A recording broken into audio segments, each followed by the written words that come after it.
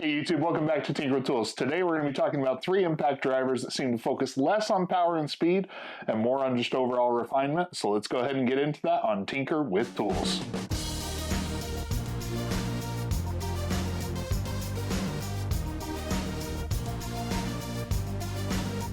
Now, in the world of premium impact drivers, it seems like you're going to be fitting into one of 2 different camps with your offering.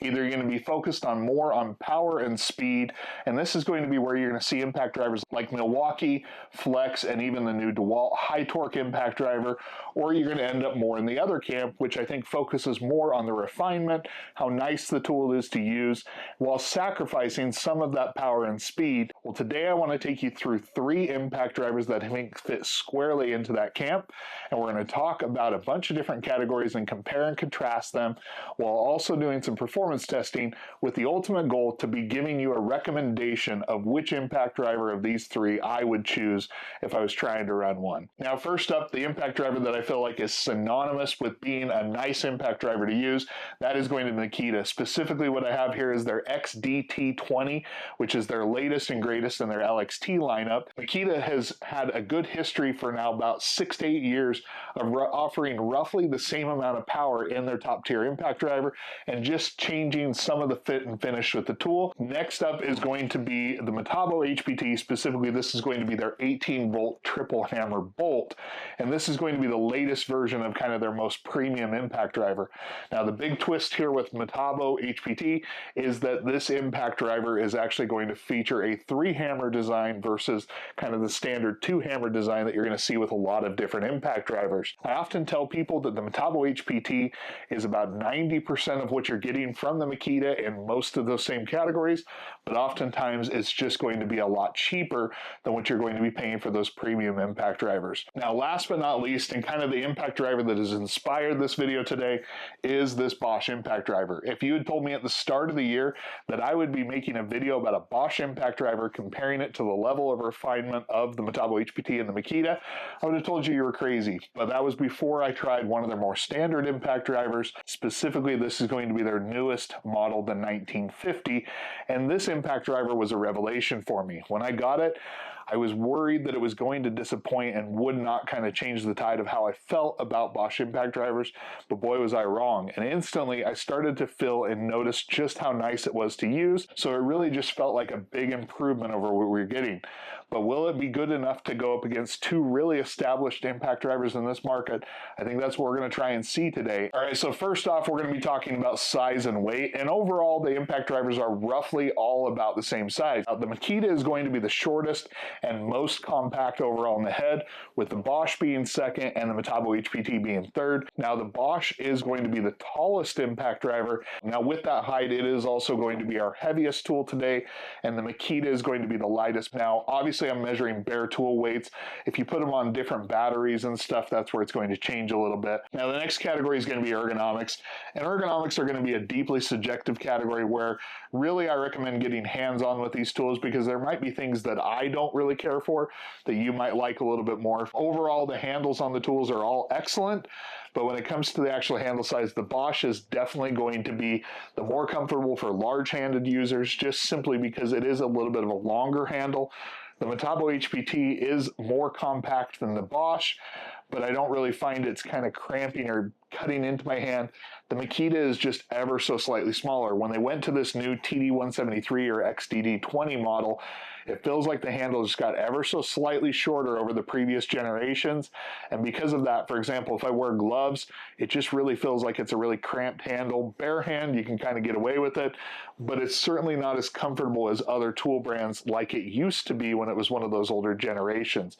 So definitely something to pay attention to there. When it comes to the collet of the tool, where you're going to be inserting the bit, the one important thing to note on the Metabo HPT is this is not actually a quick insert collet. That may not end up mattering to you if you don't switch out the bit a whole lot, but for me, I really think it is a feature that on a premium impact driver, I feel like you should have. Metabo HPT has never had it on their impact drivers, and this one is no different. Now, the Bosch previously did not when they were the Freak models. Because of that collet design, I just think it was impossible for them to incorporate it really. But with this switch for me to the more traditional impact driver, you do gain that quick insert collet. The Makita has always been kind of a standout for a nice, smooth, quick insert collet, and this one is no different. When it comes to bit slop in the different impact drivers, someone pointed this out in the comments, and so it was something I was actually looking at when testing the XTT20, but there is a decent amount of forward and back play, and no, this is not the Japanese version. This is an American version of the tool, so I am using the bits that it's designed for.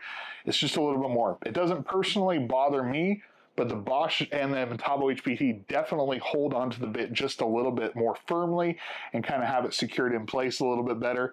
So for that reason, I'd probably tip Bosch number 1, Makita number 2, with the Metabo HPT simply because it's not quick insert, kind of falling behind a little bit. All right, now the trigger. That is where, once again, this is going to be largely subjective. Makita has always had a really super light trigger and just has incredible trigger response and overall just really good feel, but it is on the light side.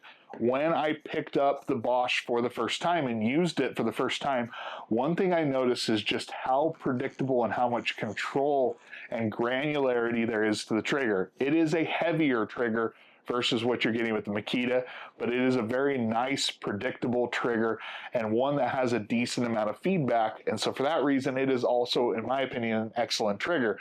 The Metabo HPT, I've never considered it to have a bad trigger, but just when comparing it to these other two, it is more Makita-like in that it is a lighter trigger. It's not quite as light as the Makita, and it just has a little bit less feel or granularity to it versus the Bosch. So if I were going to be ranking these for my own personal preference, I think I fall more towards the heavier trigger of the Bosch, but I'm going to give it kind of a split vote between the Makita and the Bosch in terms of number 1. With the Metabo HPT, in my opinion, just falling a bit behind.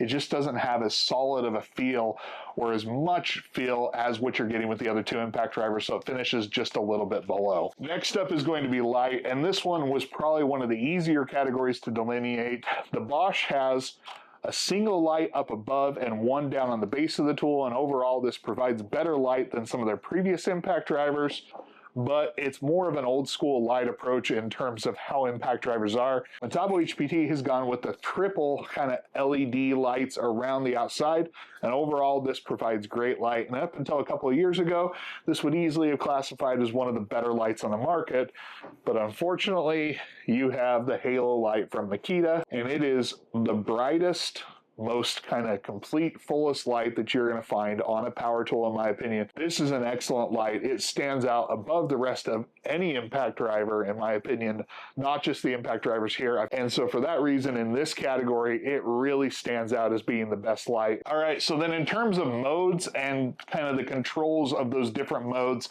that's where I really think you have kind of a 1A and 1B, and that'll depend on what kind of train of thought you like to go with.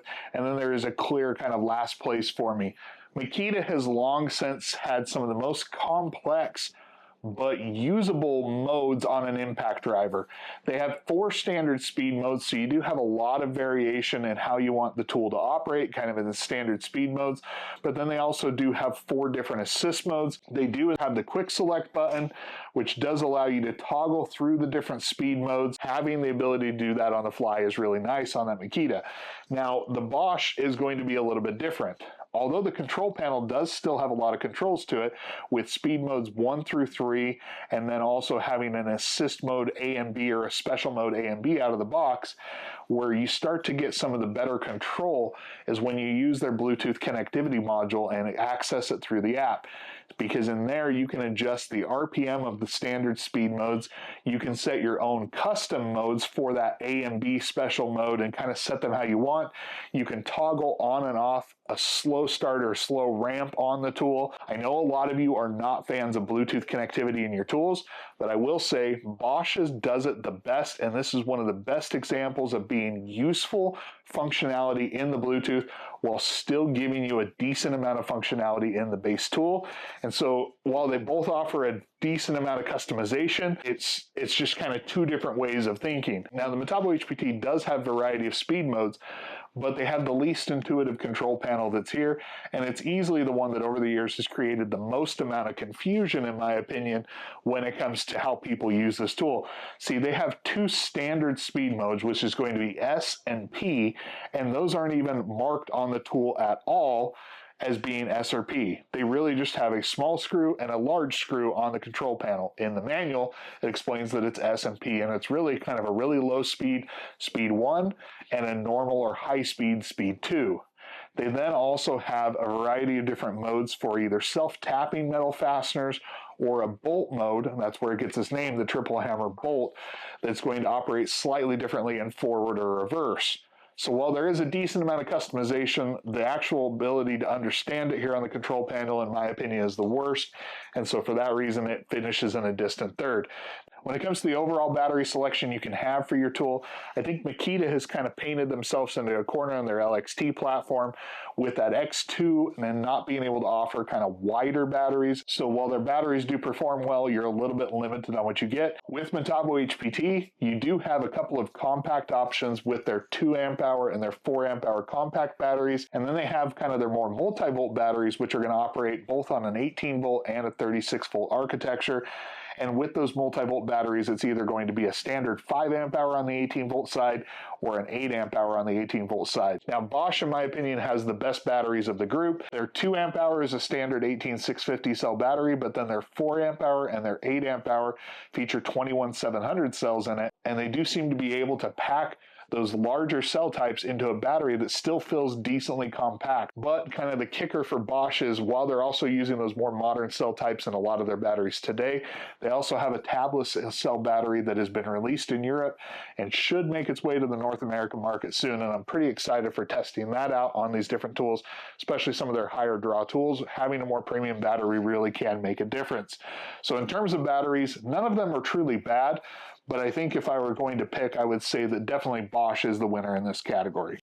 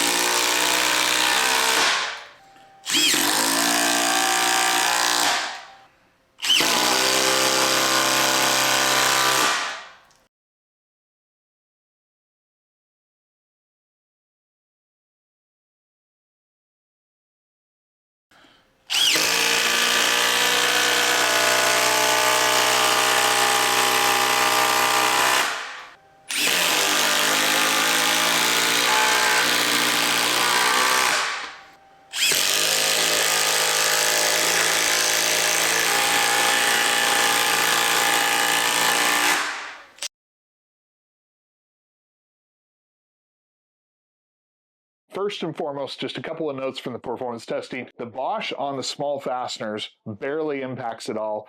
And in fact, if all you're driving is 3-inch or under screws, you may not actually experience this tool impacting a whole lot when it's in speed mode 3. When it comes to the Makita actually had the widest range of results, because what I did is I actually took the average of each of the 3 tools in every test and then kind of compared how each one performed compared to that average. You did have some times where the Makita was significantly better than the average, but it also performed worse than the average than just about any other tool in certain tests. So it just had a really wide range of results. And honestly, when you start to look at something like that, it just feels a little bit inconsistent. It was not focused on just the large fasteners or just the small fasteners. It just kind of is a mixed bag when it comes to how it's going to perform, especially compared to these other 2 impact drivers. Now, the Metabo HPT, on the other hand, was the standout of consistency. It really just performed right around the average for the tools, and overall is the performance champion with the best overall time. The Metabo HPT doesn't necessarily have the best claimed performance, but in how it executed today, it actually was the most consistent and the best, most performant overall. Now, especially with these 3 impact drivers, the performance testing is not the end-all be-all of how they're going to perform. It's a necessary component, but especially with how close the overall results were with, I do think you have to kind of consider how nice the tool is to use, and that might actually outweigh the overall performance depending on what you kind of consider to be most valuable. And in that case, the clear winner is going to be the Makita. It is buttery smooth when it comes to how it operates. It just doesn't transfer a lot of vibrations back into you. Now, the Bosch is a smooth impact driver, but using them back to back, it does become clear that it just vibrates a little bit more. It's just not quite as smooth as what you're getting there. And then lastly, the Metabo HPT is by no means a terrible impact driver to use, but in this group, that is the one where I felt the vibrations the most. In terms of how nice they are to use, Makita comes away as the clear advantage with maybe Bosch in second and the Metabo HPT in third. All right, now it's time to talk warranties with these tools, and although you wish your tools would never break, it is nice to know you do have some warranty backup to be able to kind of provide some assurance that the tool is going to be around. Now, in the overall term, Makita has the worst warranty of these 3, featuring a 3-year warranty on both the battery and the tool. It's not a terrible warranty in the marketplace, but it is certainly far from the best. Bosch gives you a 5-year warranty on the tool and a 3-year on the battery, so it's just going to give you some extended coverage time. Now, with Metabo HPT, they offer a lifetime warranty, but they define the lifetime of the tool as being the serviceable life of the tool, where the parts to repair it are readily available in the supply chain. So basically, as long as they're making this tool, they're going to offer lifetime coverage for it.